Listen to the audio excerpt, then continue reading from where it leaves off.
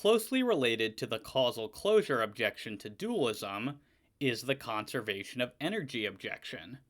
This is more or less an attempt to apply the causal closure objection with a scientific veneer. Owen Flanagan puts it this way: if Descartes is right that a non-physical mind can cause the body to move, for example, when we decide to go to a concert, then physical energy must increase in and around our body since we get up and go to the concert. In order, however, for physical energy to increase in any system, it has to have been transferred from some other physical system. But the mind, according to Descartes, is not a physical system, and therefore it does not have any energy to transfer.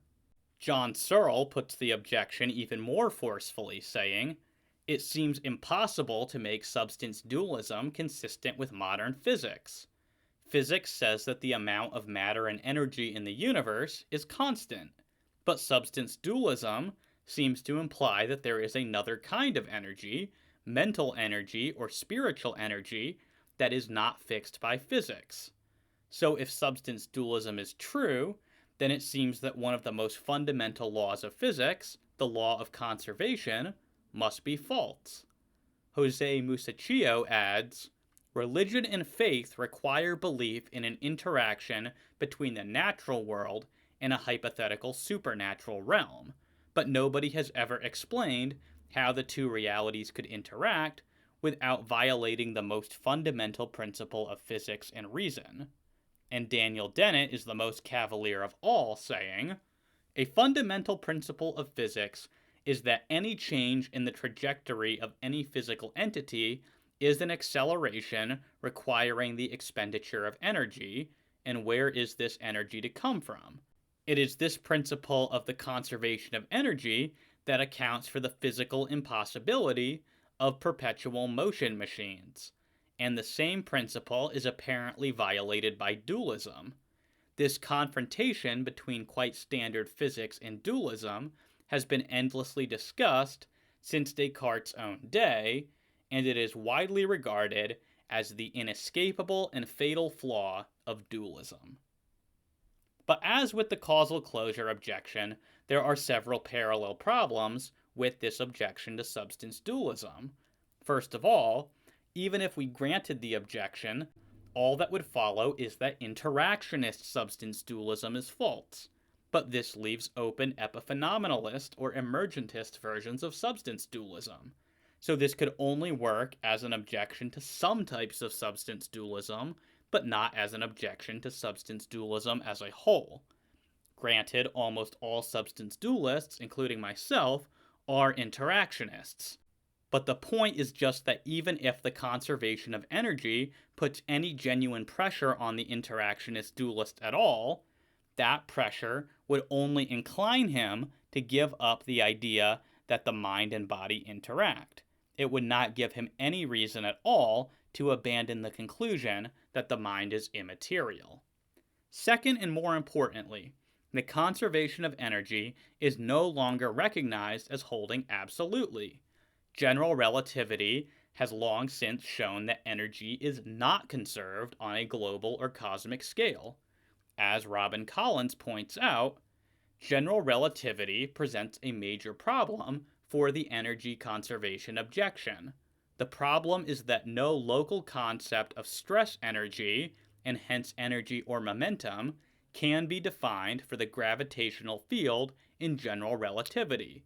Consequently, the boundary version does not typically apply in general relativity, since typically one can neither define the total gravitational energy in a region of space, nor the rate at which gravitational energy flows in or out of the region.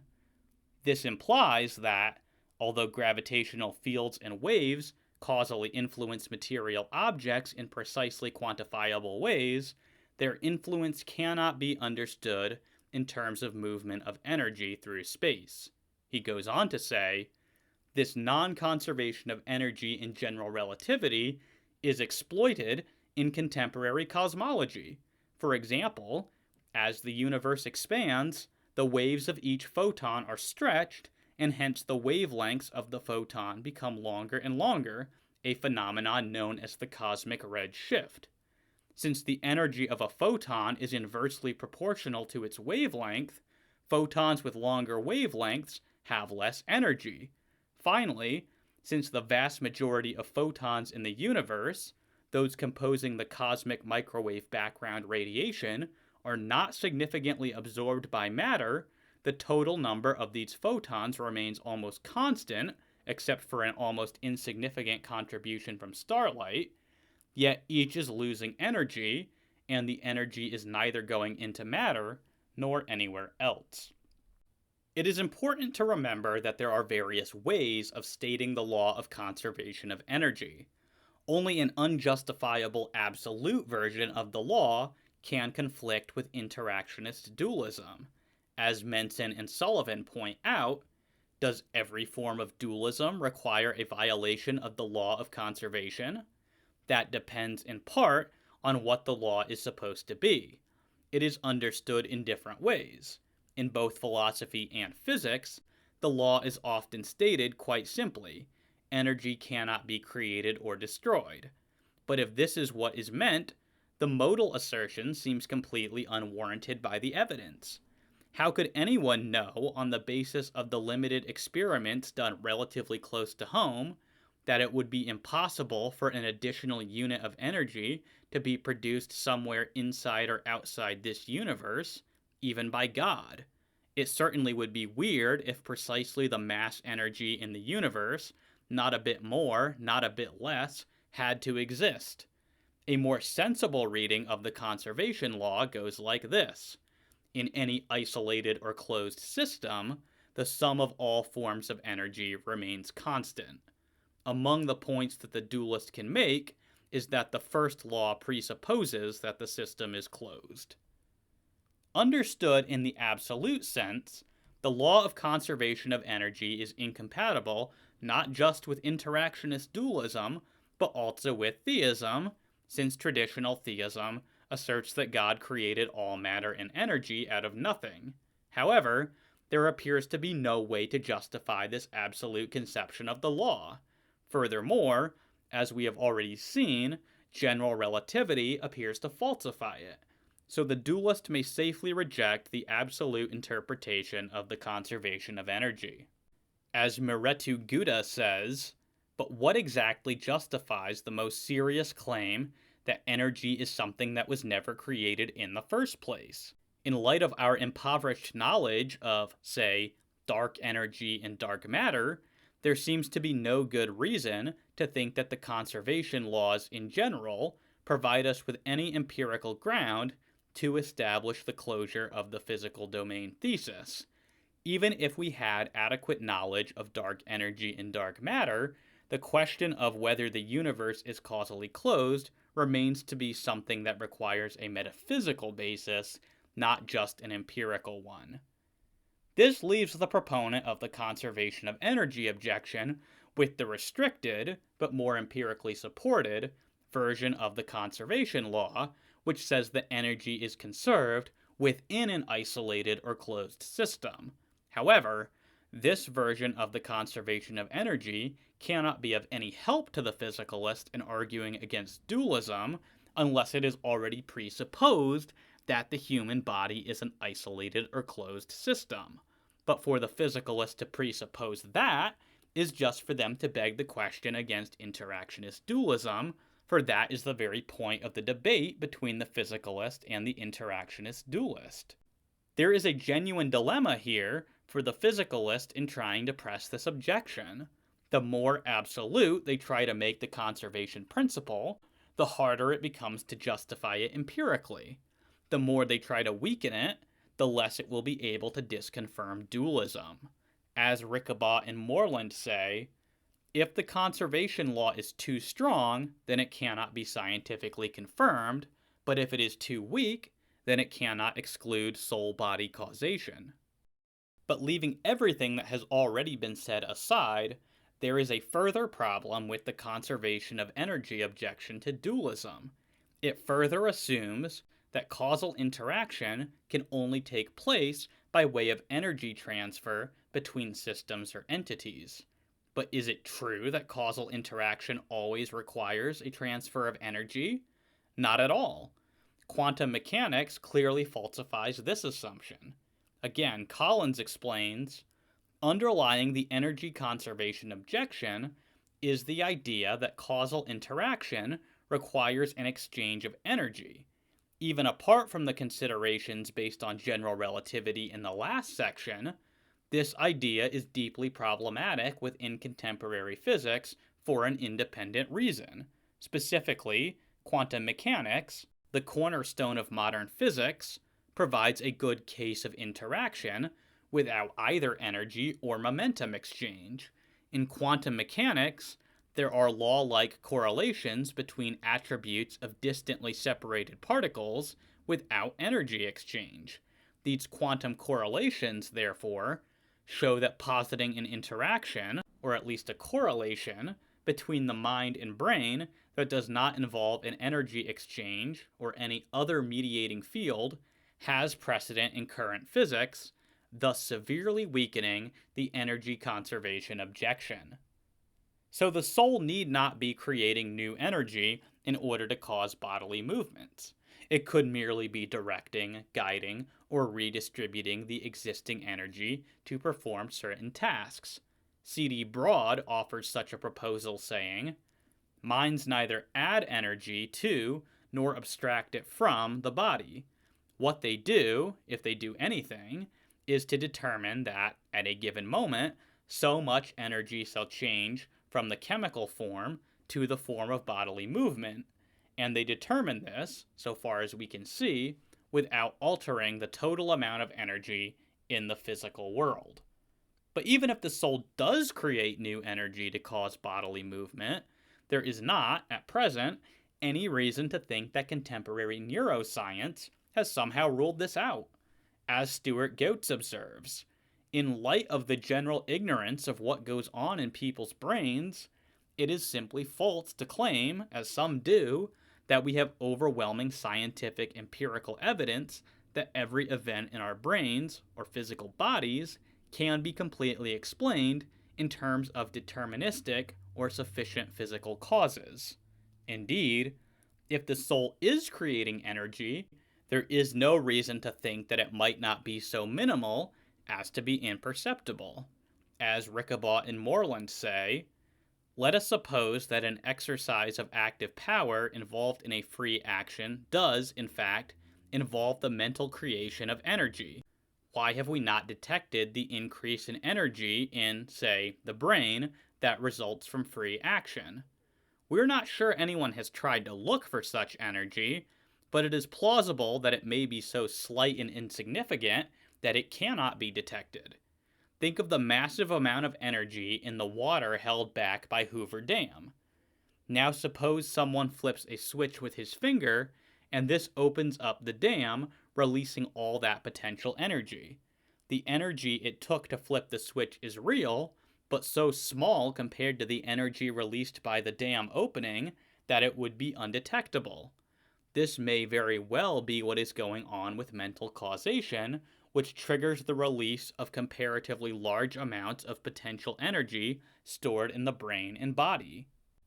Lastly, the energy conservation objection to dualism, if it applies at all, applies equally to physicalism.